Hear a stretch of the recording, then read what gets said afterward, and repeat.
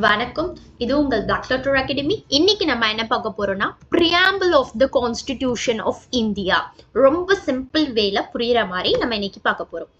So origin of the preamble. So origin of the preambleனா ஒண்ணுமே இல்லை.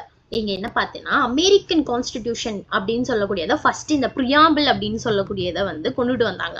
அதுக்கப்புறம் தான் நிறைய கண்ட்ரீஸ்லாம் ஃபாலோ பண்ணாங்க. அதுல இந்தியாவும் வந்து ஃபாலோ பண்ணுச்சு. ஓகேவா?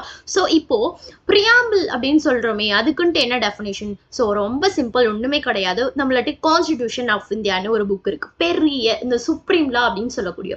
ஸோ இதை எல்லாத்தையும் ஒரு இன்ட்ரோ மாதிரி கொடுக்கறது, ப்ரிஃபேஸ் மாதிரி கொடுக்கறது, அதுல என்ன இருக்கு, சம்மரி என்ன அப்படின்னு தரதுதான் நம்மளுடைய பிரியாம்பிள் அப்படின்னு சொல்லக்கூடியது. ஸோ நானி பால்கிவாலா ரொம்ப சிம்பிளா அழகா சொல்லியிருக்காரு. பிரியாம்பிள் அப்படின்னா ஒண்ணுமே கிடையாது, இது ஒரு identity card of the constitution அப்படின்ட்டு ஒரு லைன்ல சொல்லிட்டாரு. ஸோ ஈஸியா நீங்க ஞாபகம் வச்சுக்கலாம்.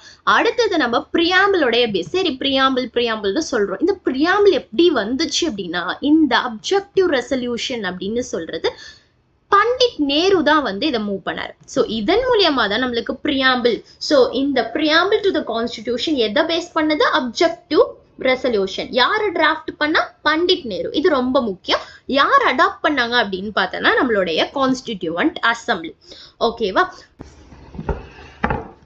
இப்போ நம்ம ஒரிஜினலான டெக்ஸ்ட் பிரியாம்பிள்ல என்ன இருக்கு அப்படின்னு பார்ப்போம். ஸோ இதுதான் நம்மளுடைய கான்ஸ்டிடியூஷனோடைய பிரியாம்பிளோடைய ஒரிஜினல் டெக்ஸ்ட். ஸோ பார்க்க ரொம்ப பெருசா இருக்குன்னு பயந்துராதீங்க, நான் வந்து ரொம்ப பிரேக் டவுன் பண்ணி சொல்லித்தரேன். So we the people of இந்தியாவில தான் ஸ்டார்ட் ஆகும்.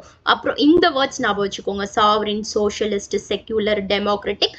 அப்புறம் இங்க இருக்கக்கூடிய வேர்ட்ஸ் எல்லாமே ஞாபகம் வச்சுக்கோங்க. ஸோ நம்ம இந்த பிரேக் டவுன் பண்ணி பார்ப்போம். ஸோ ரொம்ப ஈஸியா சொல்லித்தரேன். ஃபர்ஸ்ட் இந்த பிரியாம்பிள் நம்ம முன்னாடி பார்த்தோம்ல, ஸோ அதை தான் நான் வந்து பிரேக் டவுன் பண்ணி என்னென்ன மீனிங் அப்படின்னு நம்ம தெரிஞ்சுப்போம். ஸோ ஃபர்ஸ்ட் வந்து நம்மளுக்கு சோர்சஸ் ஆஃப் அத்தாரிட்டி நம்ம பார்த்தோம். கான்ஸ்டிடியூஷன்ல வி த பீப்புள் ஆஃப் இந்தியான்னு ஸ்டார்ட் ஆகுதா? So we the people of India அப்படின்னு சொல்லும் போதே constitution derives its power from citizen. So citizen நம்ம பீப்புள் தான் அல்டிமேட்டான பவரே. ஸோ அவங்கள்ட்ட இருந்து தான் பவரே வருது. யாருக்கு? இந்த சோர்ஸ் இந்த பிரியாம்பிள்ல வந்து சொல்லிட்டாங்க. ஓகேவா? நெக்ஸ்ட் நம்ம பார்க்க போறது வந்து nature of the Indian state. நம்மளுக்கு அந்த 5 வேர்டு பார்த்து வச்சுக்கோங்கன்னு சொன்னேன். ஸோ இந்த 5 வேர்டு என்ன சொல்ல வருதுன்னா நம்மளுடைய இந்தியா வந்து sovereign, socialist, secular, democratic, republic அப்படின்ட்டு டிக்ளேர் பண்ணுது. இது நேச்சர் ஆஃப் த இந்தியன் ஸ்டேட்டை பத்தி சொல்லுது. சரி, இது ஒண்ணா என்ன அப்படின்ட்டு நம்ம நெக்ஸ்ட் ஸ்லைட்ல பார்ப்போம். நெக்ஸ்ட் வந்து objective of the constitution. So மெயினான அப்ஜெக்டிவ், கான்ஸ்டிடியூஷனோடைய மெயினான நோக்கம் என்னன்னா justice, liberty, equality, fraternity. So இதுதான் மெயினான அப்ஜெக்டிவ். நெக்ஸ்ட் லேட்டரா பார்த்தோம்னா நம்மளுடைய டேட் ஆஃப் அடாப்ஷன். எப்போ கான்ஸ்டிடியூஷன் அடாப்ட் ஆனா 26 நவம்பர் 1946. சரி, இந்த வேர்டிங்லாம் இருக்கு. இந்த வேர்டிங்ஸ்க்குலாம் என்ன அப்படின்னு நம்ம பார்ப்போமா? ஸோ ஃபர்ஸ்ட் வந்து நம்ம வந்து சாவரின், அப்புறம் சோஷியலிஸ்ட், செக்யூலர், இந்த மாதிரி இது இம்பார்ட்டன்ட் வேர்ட்ஸ் வந்து ஸ்லைட்ல கொடுத்துருக்கு. ஸோ ரொம்ப சிம்பிளா சொல்லணும் அப்படின்னா சாவரின் அப்படின்னா என்னது? சாவரின் அப்படின்னு சொல்றது வந்து ஃபுல்லி இண்டிபெண்ட் அப்படின்னு சொல்லுவாங்க. நெய்தர் டிபெண்டன்சியும் கிடையாது, nor dominance of any other nation. அப்படின்னா என்னன்னா ஒண்ணுமே கிடையாது, இண்டிபெண்டான ஸ்டேட். யாரையும் அவங்க டிபெண்ட் பண்ணும் இல்லை, எக்ஸ்டர்னலா எந்த ஒரு ஃபோர்ஸும் அவங்கள மேல போட முடியாது.